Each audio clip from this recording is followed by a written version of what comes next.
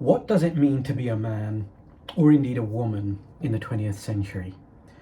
This is something I think everybody needs to think about now. I don't think we're going to go back to that plain vanilla ideal of equality that was there in the 20th century. I think that's pretty much over now. And I think men and women really need to think about what it means to be a man or a woman now.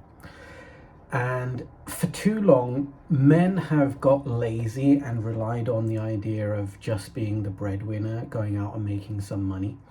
And this kind of 1950s American dream ideal of, if I just go to work every day and then I'll just be able to come back home in the evenings and say, honey, I'm home, and then I'll have a nice cooked meal and the wife will be there and she's been at home all day in this tiny little box, prefabricated box, and everything will be fine and dandy. I don't think that's going to do it. Anybody who says we want to go back to a 1950s ideal, I don't think is being ambitious enough. I think we need to really go back to some primordial elements of what masculinity and femininity really are, like in their deepest energies, to use a new age term. There's a really, really good book on the masculine side called King, Warrior, Magician, Lover, which goes into the very archetypes of what it means to be a man. So it uses 4 archetypes in that book. The archetype of a king, the archetype of a warrior, the archetype of a magician, and the archetype of a lover. So archetypes are rich, fertile ground for us to explore what it means to be a man and what it means to be a woman. Women are fortunate in the sense that they have a very clear biological purpose. So to bring new life into the world, that's not a small purpose. That's a very big deal.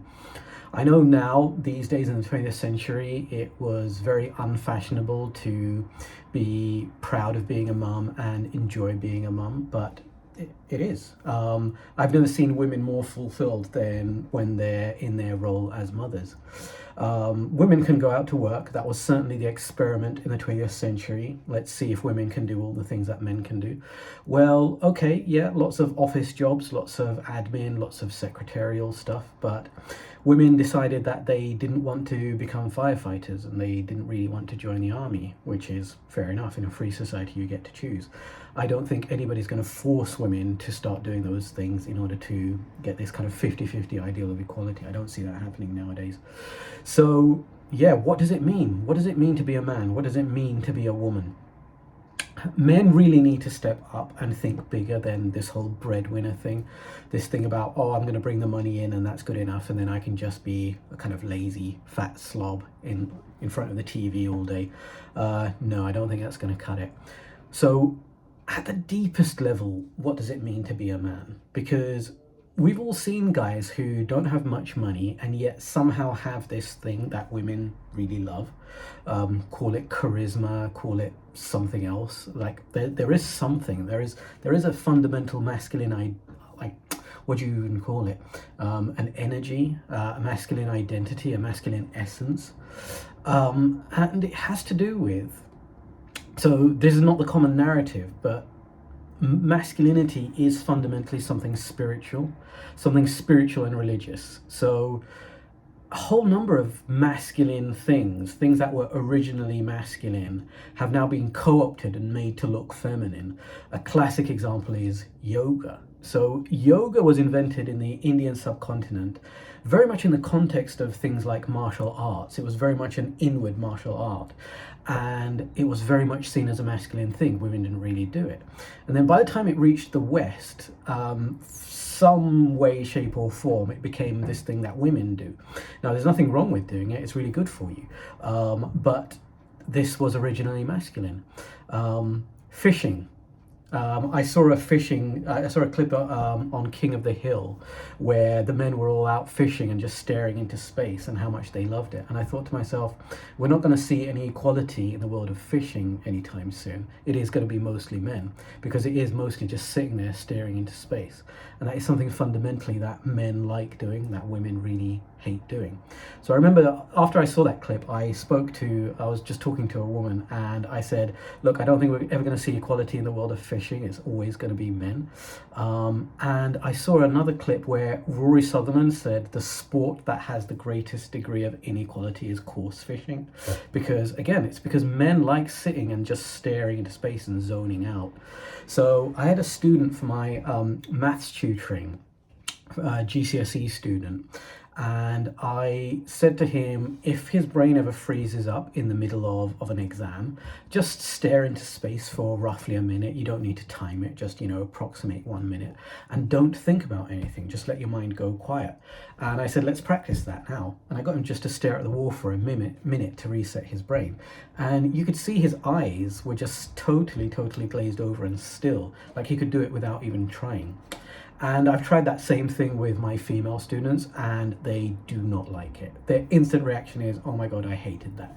So sitting around in stillness and meditating, all of this is really a masculine kind of practice. So it really does get to the core of what it means to be a man. So traditionally, when men didn't know what they were going to do in life, when they had no purpose, they would go out and do a vision quest. And what is that really? It's just a man sitting there doing nothing. In this modern world, men are kind of told off if they sit around doing nothing. Like, it's instantly assumed that they are not trying very hard in life, so it's kind of seen as something lazy and self-indulgent.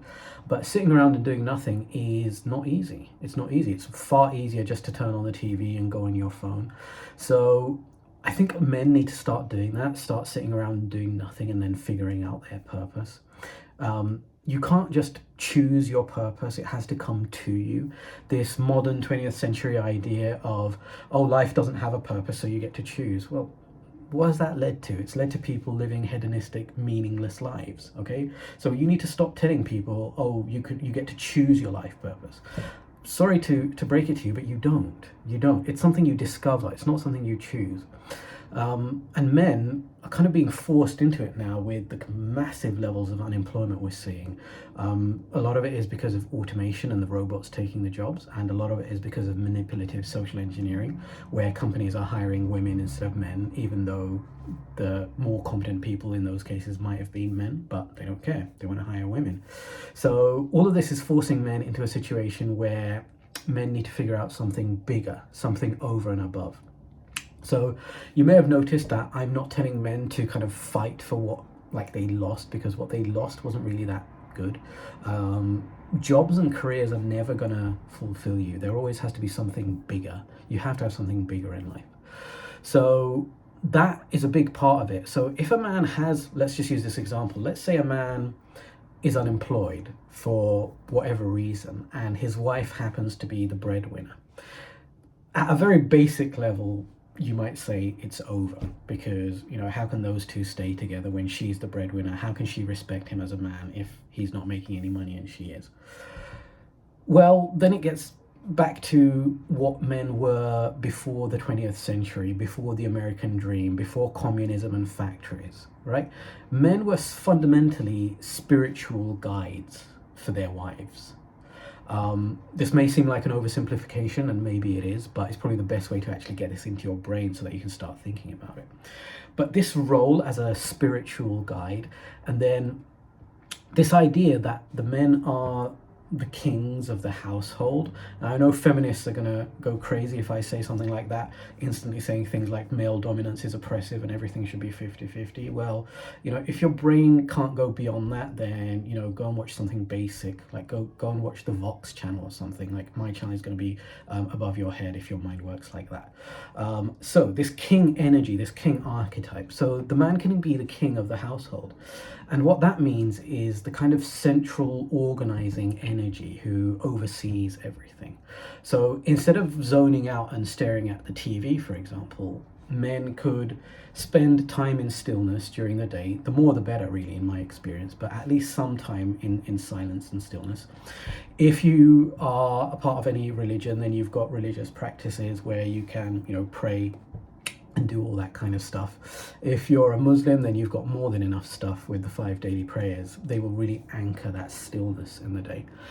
and spend time just in quietness, in stillness. And then when you see your family in the evenings, when your wife comes home, if she's got stuff to do, when your kids come home, they will feel a different energy from you compared to if you were just wasting time all day. And that is a gift that, again, it's hard to put into words, but it's incredibly valuable. It's something only men can do. So as you start doing things like that, you and they and everybody and society at large will start to really understand what men are for.